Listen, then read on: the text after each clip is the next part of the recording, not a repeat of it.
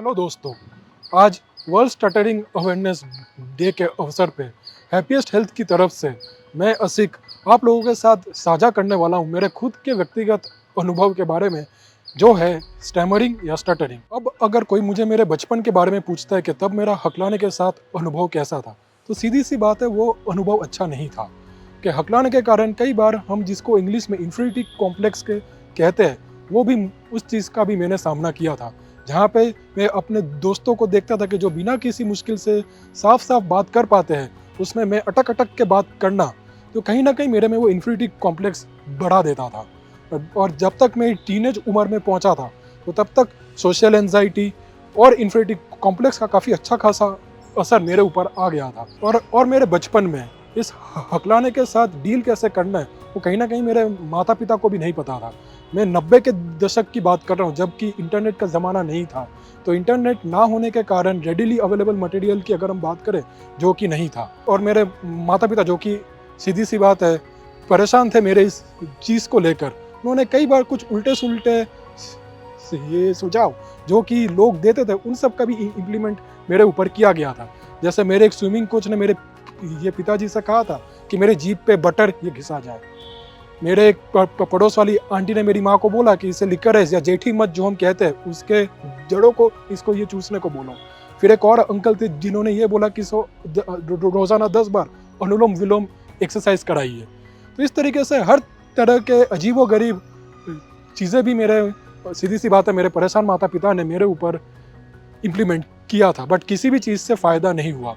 और जब तक मैं मेरे टीनेज उम्र में पहुंचा, ये इन्फिनिटी कॉम्प्लेक्स सोशल एंजाइटी के साथ काफ़ी बढ़ गया, जो कि ना कि मेरे बात करने के तरीके के साथ साथ मेरे दूसरे दोस्तों के साथ मेरा जो कम्युनिकेशन स्किल और मेरे संबंध थे, उसका भी असर करने लगा। जैसे एक मज़े का वाक्य अगर मैं बोलूँ, जब मैं 18-19 साल का था, तो मैं मेरी एक दोस्त थी जिसको मैं काफ़ी ये पसंद करता था, बट कभी मैं जाके उसको ये कह ही नहीं पाया कि मैं तुझे ये पसंद करता हूँ। ये सोच करके शायद वो मेरे स्टैमरिंग का मजाक उड़ा के मुझे मना कर देगी। अब बारी आती है स्पीच थेरेपी सेशंस की। तो मेरा पहला स्पीच थेरेपी सेशन मुझे तब ले जाया गया जब मैं 13 साल का था।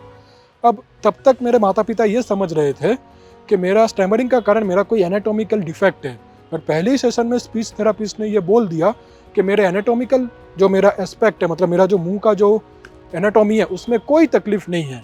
फिर भी मैं क्यों स्टैमरिंग मुझ में होता है, उसका कोई जवाब नहीं है किसी के पास। फिर मेरा सेकंड स्पीच थेरेपिस्ट, दूसरा स्पीच थेरेपी सेशन जब हुआ था, तब मैं तकरीबन मेरे अर्ली 20s में था।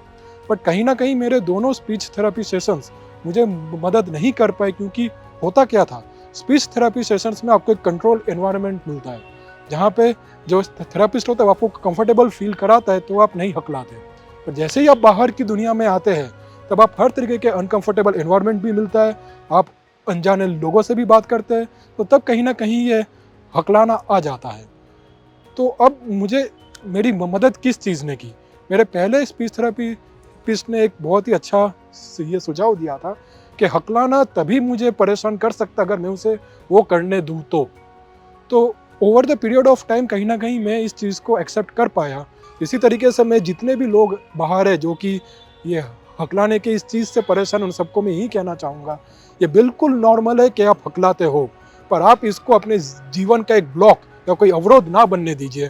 और जो माता पिता है, उनको भी मैं यही कहना चाहूँगा कि आप अपने बच्चों को मोटिवेट करते रहिए, ताकि वो इस हकलाने के इस चीज़ से उन्हें कोई परेशानी ना हो।